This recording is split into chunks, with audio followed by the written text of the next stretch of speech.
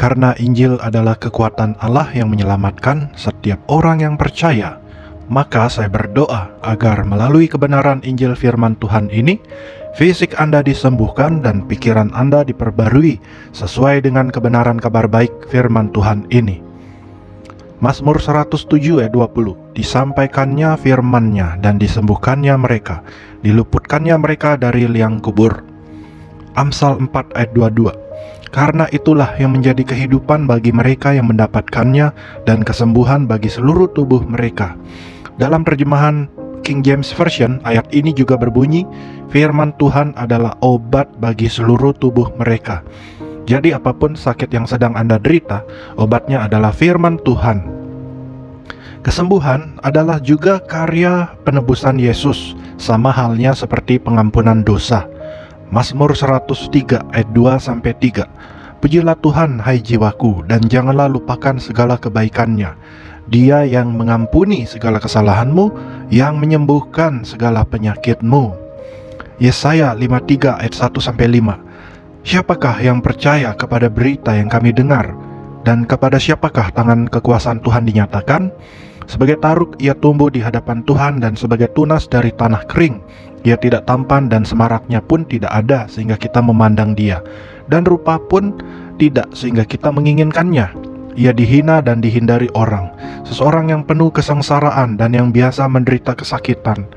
Ia sangat dihina sehingga orang menutup mukanya terhadap dia, dan bagi kita pun dia tidak masuk hitungan. Tetapi sesungguhnya penyakit kitalah yang ditanggungnya, dan kesengsaraan kita yang dipikulnya. Padahal kita mengira dia kena tulah, dipukul dan ditindas Allah. Tetapi dia tertikam oleh karena pemberontakan kita. Dia diremukkan oleh karena kejahatan kita. Ganjaran yang mendatangkan keselamatan bagi kita ditimpakan kepadanya, dan oleh bilur-bilurnya kita menjadi sembuh. Penyakit jenis apapun yang Anda sedang derita bukanlah pekerjaan Tuhan, juga bukan seizin Tuhan, bukan mendatangkan kebaikan, seperti dikatakan firman ini. Yohanes 10 ayat 10, pencuri datang hanya untuk mencuri, membunuh, dan membinasakan. Aku datang supaya mereka mempunyai hidup dan mempunyainya dalam segala kelimpahan. Yakobus 1 ayat 16-17, saudara-saudara yang kukasihi, janganlah sesat.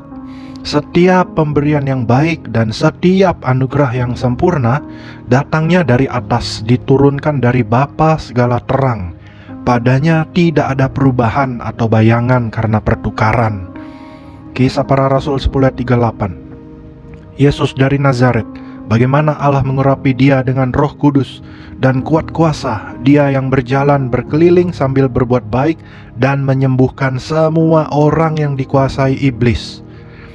Matius 8 ayat 16-17, menjelang malam dibawalah kepada Yesus banyak orang yang kerasukan setan, dan dengan sepatah kata Yesus mengusir roh-roh itu dan menyembuhkan orang-orang yang menderita sakit. Hal itu terjadi supaya genaplah firman yang disampaikan oleh Nabi Yesaya, dialah yang memikul kelemahan kita dan menanggung penyakit kita. Jadi sudah terang dan jelas bahwa Yesus selalu menyembuhkan penyakit. Yesus tidak pernah mengizinkan penyakit. Yesus tidak pernah kasih penyakit, dia selalu menyembuhkan penyakit. Kesembuhan adalah bagian dari keselamatan salib Yesus, seperti halnya pengampunan dosa. Biarlah kebenaran Injil ini tertanam di dalam hati Anda, dan segala kebohongan yang pernah Anda dengar, kebohongan ajaran iblis seperti, oh Tuhan mengizinkan penyakit buat mendatangkan kebaikan, buat memproses saya. Kebohongan dari dusta iblis tersebut tercabut habis, digantikan dengan kebenaran Injil Tuhan yang sejati dalam nama Yesus. 1 Petrus 2 ayat 24, ia sendiri telah memikul dosa kita di dalam tubuhnya di kayu salib, supaya kita yang telah mati terhadap dosa hidup oleh kebenaran. Oleh bilur-bilurnya kamu telah sembuh. Roma 8 ayat 11, dan jika roh dia yang telah membangkitkan Yesus dari antara orang mati diam di dalam kamu, maka ia yang telah membangkitkan Kristus Yesus dari antara orang mati akan menghidupkan juga tubuhmu yang fana itu oleh rohnya yang diam di dalam kamu. Roma 8 ayat 31-32, jika Allah di pihak kita, siapakah yang akan melawan kita? Ia yang tidak menyayangkan anaknya sendiri, tetapi yang menyerahkannya bagi kita semua, bagaimana mungkin ia tidak mengaruniakan segala sesuatu kepada kita bersama-sama dengan Dia? Markus 11 ayat 22-24. Percayalah kepada Allah, aku berkata kepadamu, sesungguhnya barang siapa berkata kepada gunung ini, beranjaklah dan tercampaklah ke dalam laut, asal tidak bimbang hatinya, tetapi percaya bahwa apa yang dikatakannya itu akan terjadi, maka hal itu akan terjadi baginya. Karena itu, aku berkata kepadamu, apa saja yang kamu minta dan doakan, percayalah bahwa kamu telah menerimanya, maka hal itu akan diberikan kepadamu. Yakobus 4 ayat 7. Karena itu, tunduklah kepada Allah dan lawanlah iblis, maka ia akan lari daripadamu. Mendekatlah kepada Allah, maka ia akan mendekat kepadamu. Jadi firman Tuhan sudah mengajarkan untuk aktif melawan iblis, melawan pekerjaan iblis. Jadi setelah Anda tunduk kepada kebenaran firman Tuhan soal karya salib Yesus, dan tunduk kepada kebenaran firman Tuhan perihal yang mana pekerjaan Tuhan, yang mana pekerjaan setan, maka lawanlah iblis. Aktiflah, jangan pasif. Bukankah sudah Anda dengar bahwa Allah itu selalu di pihak Anda, bahwa Roh Kudus-Nya yang berkuasa menghidupkan tubuh yang mati juga ada diam di dalam Anda sekarang ini juga? Gunakan firman Tuhan. Berkatalah kepada gunung penyakit Anda, serang gunung masalah itu dengan firman Tuhan. Perintahkan itu untuk tiada dan mati. Perintahkan tubuh Anda untuk kembali sehat, kembali normal dalam nama Yesus. Matius 17 ayat 20. Sebab aku berkata kepadamu, sesungguhnya sekiranya kamu mempunyai iman sebesar biji sesawi saja, kamu dapat berkata kepada gunung ini, pindah dari tempat ini ke sana, maka gunung ini akan pindah dan takkan ada yang mustahil bagimu.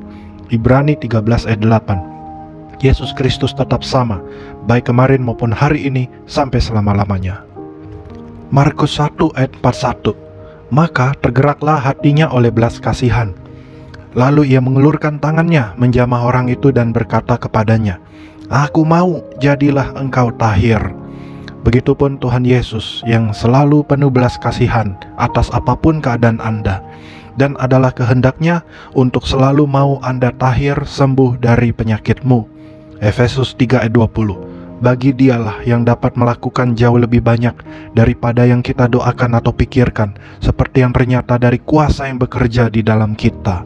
Galatia 3 ayat 13. Kristus telah menebus kita dari kutuk hukum Taurat dengan jalan menjadi kutuk karena kita, sebab ada tertulis, terkutuklah orang yang digantung pada kayu salib.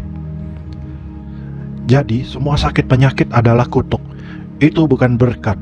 Dan Yesus sudah menebus Anda dari semua kutuk itu. Berdasarkan kebenaran Injil itu, Anda sekarang bisa menolak segala sakit penyakit Anda, karena Yesus sudah menanggungnya. Yesus sudah membayar semuanya. Sadari kenyataan rohani Anda di dalam Yesus ini, dan aktiflah menolak pekerjaan iblis sakit penyakit dengan perkataanmu. Silakan dengar ulang rekaman Injil firman Tuhan ini, dan lakukan doa perintah kepada gunung sakit penyakitmu.